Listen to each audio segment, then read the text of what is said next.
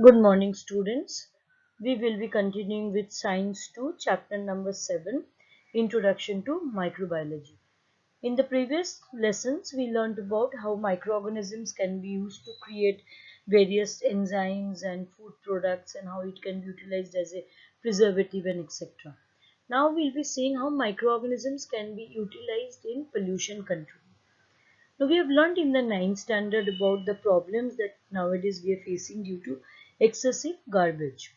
Solid waste, sewage, and various pollutants are ever increasing with the increasing in pollution. Along with it, ever increasing disease and degradation of environment are also become a worldwide problem, especially in cities. In densely populated cities like or countries like India, which are majorly affected by this kind of problems.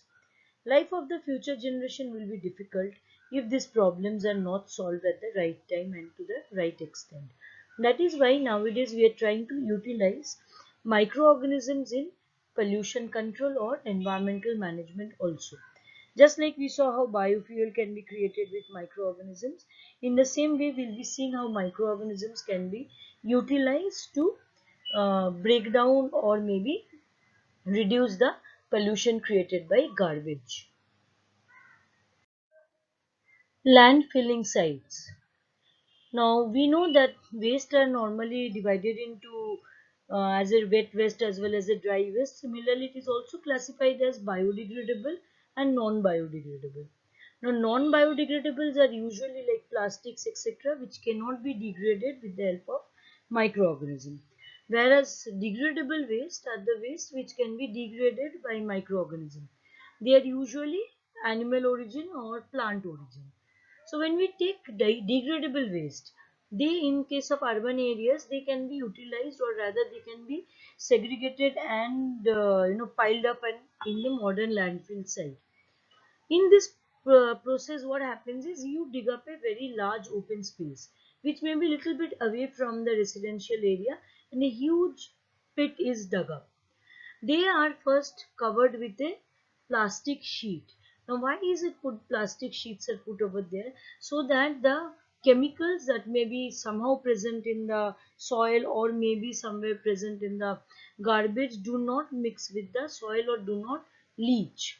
So to avoid that leaching of toxic and harmful materials, we put a plastic filling, or you can say plastic lining below. Then the compressed waste, that means the waste products are compressed and they are put inside this pit. It is covered with layers of soil, sawdust, leafy waste and specific biochemicals. That is wherein the microorganism comes into play. Bioreactors are mixed at some places also. Microorganisms which is present in the soil, and there are other top layers decomposers are present in the waste. Completely filled pit is sealed with soil slurry. It is completely covered and left for so that it gets, gets decomposed properly. Best quality compost is formed after a few days. Such landfilling sites can be reused after removal of the compost. That means you remove the compost, again go on doing the same process. You put a plastic sheet, then you mix the degradable waste, you add certain microorganisms into it, cover it for some time, let it get converted into a compost, proper compost, then take it out again and then again continue doing so. Sewage management. In the villages, the domestic sewage is disposed of either in the nearby soil or in a biogas plant. But in case of cities, the sewage needs to be carried to a processing unit and acted upon by microbial processes. This is basically because in case of villages, the waste produced is less, whereas in case of cities, it's much more larger. The microbes which can decompose any compound as well as destroy the pathogens of cholera, typhoid, etc. are mixed with the sewage. This is to ensure that the microorganism which are present in the garbage does not spread. That's why you add certain kind of microorganism which will be killing the pathogens that is causing diseases like cholera, etc.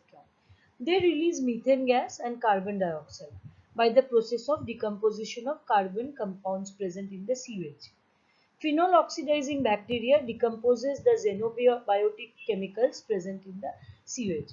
So what happens, there are, you are not only decomposing the carbon compound and producing a fuel like carbon dioxide and methane, you are also killing the microorganisms that causes diseases, that is pathogen, and also you are able to decompose bacteria also.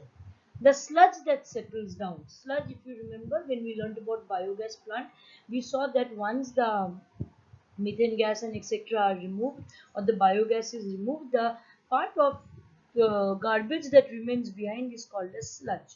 Now this is used as a fertilizer.